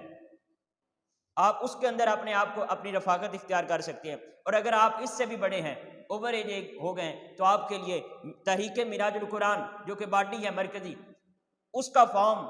بہت بہترین شکل میں موجود ہے، آپ کی باقاعدہ تربیت کرتا ہے. اور پھر اگر آپ علماء کی صف کے اندر ہیں تو آپ کے لیے علماء کونسل ہے. اگر میری مائیں اور بہنیں ہیں تو ان کے لیے ویمن لیگ ہے الگ سے. تو یہ آپ جس بھی ایج کے ساتھ تعلق رکھتے ہیں، جیسی آپ سیاسی نظریات رکھتے ہیں تو آپ کے لیے پاکستان عوامی تحریک ہے. تو آپ جس نظریات کے حامی ہیں، آپ جس عمر ایج کے اندر ہیں، جس گروپ آف ایج کے اندر ہیں، آپ کو اسی گروپ کے لیے اور آپ کو انہی نظریات کے مطابق آپ کی باقاعدہ لیڈ کی جاتی ہے اور آپ کے لیے الگ سے ایک سسٹم موجود ہے. تو اللہ رب العزت ہمیں نیکوں کی صحبت اختیار کریں گے تو اس برائی میں ملوث جو معاشرہ ہے اس سے بچ کر اپنے مولا سے ملاقات کر سکیں گے. لیکن اگر نیکوں کی صحبت نہ ملی تو پھر ناظرین کرام تباہی و بربادی معاذ اللہ رب العزت پوری امت مسلمہ کو بچائے، ہمارا مقدر ہوگی. ناظرین کرام، ٹائم کافی ہو چکا ہے، ہم بلا تاخیر آگے چلتے ہیں. جہاں پر سورۃ النحل شروع ہو رہی ہے. سورۃ النحل کا معنی ہے مکھی، شہد کی مکھی. تو اس کی آیات ہیں 128، 2840 اس کے کلمات ہیں. اور 7707 اس کے اندر حروف ہیں۔ ناظرین کرام، اس کے اندر ہم آیا مقدسہ لیتے ہیں، آیت نمبر 43 ہے سورۃ النحل کی آیت نمبر 43۔ اللہ رب العزت نے ارشاد فرمایا وما ارسلنا من قبلک الا رجالا نوحی الیہم فاسألوا اہل الذکر ان کنتم لا تعلمون، اور ہم نے آپ سے پہلے بھی مردوں ہی کو رسول بنا کر بھیجا جن کی طرف ہم وہی بھیجتے تھے، سو تم اہل ذکر سے پوچھ لیا کرو اگر تمہیں کچھ معلوم نہ ہو۔ ناظرین کرام، یہاں پر اللہ رب العزت نے وہ لوگ جن کو کچھ معلوم نہیں ہوتا، جن کو کچھ پتہ نہیں ہوتا، دین کے کسی مسئلہ کے بارے میں علم نہیں ہوتا، تو اللہ رب العزت نے فرمایا پھر اہل ذکر سے جا کر اس کے بارے میں پوچھ لیا کرو۔ یہاں پر ایک لفظ کے اوپر تھوڑا سا رک کر پھر ہم آگے نکلیں گے اور اپنے آخری مضمون کے اوپر ڈسکس کر کے پھر ہم آج کے لیے اجازت لیں گے، اور وہ لفظ یہ ہے کہ اللہ رب العزت نے فرمایا اہل ذکر سے سوال، فاسألوا اہل الذکر، اہل ذکر سے سوال کیا کرو اگر تمہیں علم نہ ہو۔ اب ہمارے پاس علم کی کمی ہے تو ہم اہل ذکر کی طرف کیوں جائیں؟ ہمیں تو اہل علم کی طرف جانا چاہیے، لیکن اللہ رب العزت فرما رہا ہے اہل ذکر کی طرف جائیں۔ تو اس کے اندر ریزن یہ ہے کہ جو اہل علم ہوتے ہیں ان کے پاس صرف علم ہوتا ہے، وہ صرف قال سے بحث کرتے ہیں،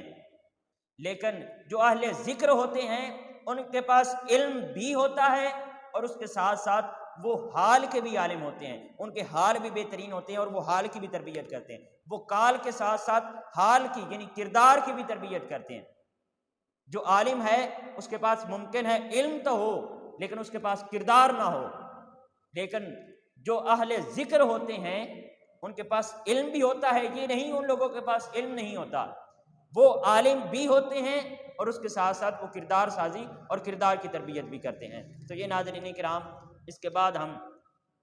آج کا آخری مضمون لیتے ہیں۔ اس کے اندر اللہ رب العزت نے یہاں پر شہد کی مکھی کا ذکر فرمایا، ثم کلی من کل ثمرات فاسلکی سبل ربک ذللا یخرج من بطونها شراب مختلف الوانہ فیہ شفاء للناس، بس تو ہر قسم کے پھلوں سے رس چوسا کر پھر اپنے رب کے سجائے ہوئے راستوں پر جو ان پھلوں اور پھولوں تک جاتے ہیں جن سے تو نے رس چوسنا ہے، دوسری مکھیوں کے لیے بھی آسانی فراہم کرتے ہوئے چلا کر۔ یعنی جو شہد کی مکھی ہے وہ پھلوں اور پھولوں میں سے رس تو چوستی ہے، اس کے ساتھ ساتھ وہ جو دوسری مکھیاں ہیں ان کے لیے بھی آسانی پیدا کرتی ہے، اور ان کے شکموں سے ایک پینے کی چیز نکلتی ہے، وہ جو شہد ہے جس کے رنگ جدا گانا ہوتے ہیں اور اس میں لوگوں کے لیے شفا ہے۔ یہاں پر ناظرین کرام، اللہ رب العزت نے شہد کے اندر شفا کا ذکر فرمایا ہے۔ نبی کریم علیہ السلام نے فرمایا، حضرت ابن مسعود رضی اللہ تعالیٰ عنہ فرماتے ہیں نبی کریم علیہ السلام نے فرمایا کہ 2 چیزوں کے اندر شفا ہے، اور حضرت ابن مسعود رضی اللہ تعالیٰ عنہ فرماتے ہیں کہ وہ 2 چیزیں، ایک قرآن پاک ہے کیونکہ اللہ رب العزت نے ارشاد فرمایا وَنُنَزِّلُ مِنَ الْقُرْآنِ مَا هُوَ شِفَاءٌ، اور ایک حضرت عبداللہ ابن مسعود رضی اللہ تعالیٰ عنہ فرماتے ہیں کہ اس سے مراد ایک شفا شہد ہے، یعنی شہد کے اندر بھی اللہ رب العزت نے شفا رکھی ہے۔ یہاں پر ایک بہت ہی پیارا واقعہ آپ کے گوش گزار کرنے کے بعد میں اجازت چاہوں گا کہ ایک صحابی رسول نبی کریم علیہ السلام کی بارگاہ میں حاضر ہوتے ہیں اور عرض کرتے ہیں یا رسول اللہ، میرا بھائی جو ہے اس کے پیٹ کے اندر درد ہے، تو نبی کریم علیہ السلام فرماتے ہیں اس کو جا کر شہد پلاؤ۔ وہ جاتا ہے، جا کر شہد پلاتا ہے، دوسرے دن پھر اس کا چکر لگتا ہے، عرض کرتا ہے یا رسول اللہ درد میں آرام نہیں آیا، درد میں آرام نہیں آیا۔ نبی کریم علیہ السلام فرماتے ہیں جو جا کر اس کو شہد پلاؤ۔ وہ شہد پلاتا ہے، تیسرے دن پھر حاضر ہوتا ہے، یا رسول اللہ درد میں آرام نہیں آیا۔ جب تیسرے دن آتا ہے تو نبی کریم علیہ السلام فرماتے ہیں تم جھوٹ بول سکتے ہو، میرا رب کبھی جھوٹ نہیں بولتا، اللہ فرماتا ہے کہ شہد کے اندر شفا ہے، لہذا جا کر اس کو شفا پلاؤ، شہد پلاؤ۔ تو وہ جب صحابی تیسری دفعہ جا کر اس اپنے مریض بھائی کو شہد پلاتا ہے تو اس کے پیٹ کا درد ٹھیک ہو جاتا ہے، اور وہ چوتھے روز آ کر نبی کریم علیہ السلام کی بارگاہ میں عرض کرتا ہے کہ اب میرے بھائی کا جو پیٹ کا درد ہے وہ ٹھیک ہو گیا ہے۔ تو وہ دراصل اس کی جو مرض کے مطابق جتنی کوانٹٹی میں اس کو شہد چاہیے تھا بطور علاج وہ اس کو مل نہیں رہا تھا، جب وہ شہد پورا ہوتا ہے تو اس کے جو پیٹ کا درد ہے وہ ٹھیک ہو جاتا ہے۔ تو یہ ناظرین کرام، اللہ رب العزت نے شہد کے اندر فرمایا ہے کہ تم لوگوں کے لیے کیا ہے، شفاء للناس، اس کے اندر کیا ہے، لوگوں کے لیے شفا ہے۔ کہ رب لم یزل ہمیں اس میں سے زیادہ نور اخذ کرنے اور اپنے قلوب و اذہان کو منور کرنے کی توفیق عطا فرمائے۔ اللہ رب العزت ہم سب کا حامی ناصر ہو۔ آپ سب کے سماعتوں کا بہت شکریہ۔ السلام علیکم ورحمۃ اللہ وبرکاتہ۔